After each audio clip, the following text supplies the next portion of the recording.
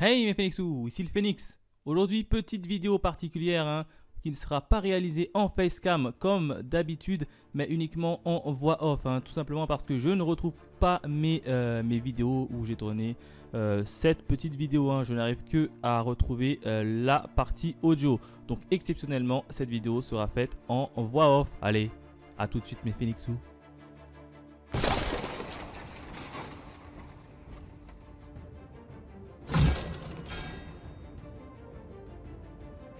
Comme d'habitude, on démarre avec la jaquette qui est juste magnifique. Hop, je vous la tourne pour la voir en plein écran. Regardez-moi ça, elle est juste magnifique. On a qui? On a le leader des Zombioji avec son fils juste en face qui pleure. Donc ça va être magnifique au niveau de ce temple-là. Derrière, on a quoi?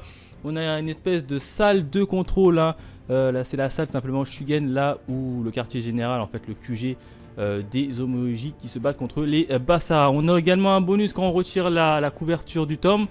Hop, on a les groupes des 20-30 ans des générales célestes. Donc ça c'est plutôt cool et sympa. Et quand on tombe la couverture qui est juste derrière, on a la salle, les opératrices de la salle Shugen, qui est aussi sympa. Donc moi j'aime bien les bonus de ce tome. Quand on ouvre la première page, on a deux pages de couleurs. La première, bon, c'est exactement la même que sur la jaquette classique. Et derrière, on a quand même une deuxième page couleur derrière. On a 4 généraux célestes. Ouais, ils sont tous des généraux célestes. Enfin, on a 3 généraux célestes plus le leader Arima. Et je trouve la photo est juste magnifique. On a également d'autres bonus.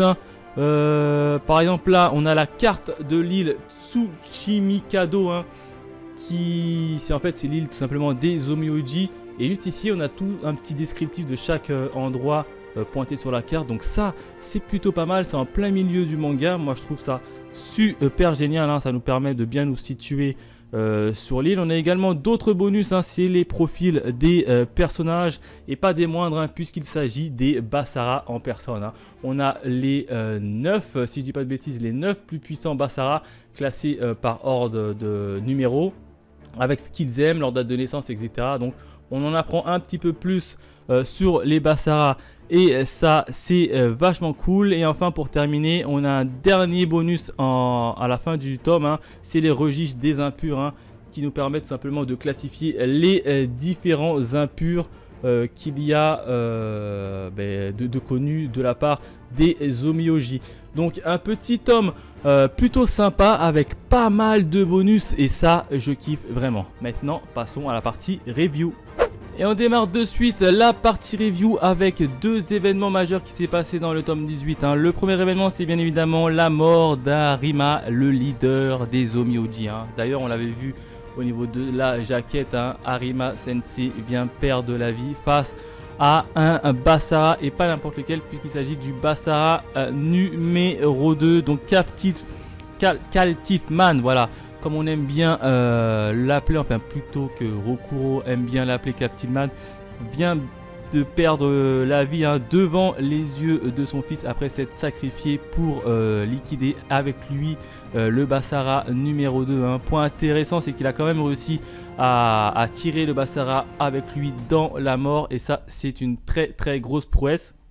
D'autant plus qu'on a appris un nouveau fait sur le leader des Zombioji, c'est qu'il est capable d'utiliser à la fois la puissance du Yin et la puissance du Yang, ce qui fait de lui un néo-impur. Vous savez, c'est un peu comme, si je peux transposer ça à la série Bleach, c'est comme Aizen qui est capable d'utiliser les pouvoirs du Shinigami et les pouvoirs de Holo, est devenu un être très puissant. Et ben là c'est ce qui est arrivé à Arima, le leader des Zombioji. Très peu de personnes est capable d'utiliser cette technique, et lui il est capable d'utiliser à la fois le pouvoir du Yin et du Yang, ce qui lui a permis de se transformer de cette manière pour pouvoir vaincre le Basara numéro 2, un Basara très puissant qui a qui l'a repoussé dans ses retranchements. Et évidemment, quand tu transformes en Néona pur, le processus inverse est irréversible et donc il est mort, hein, sous les yeux de son fils, hein.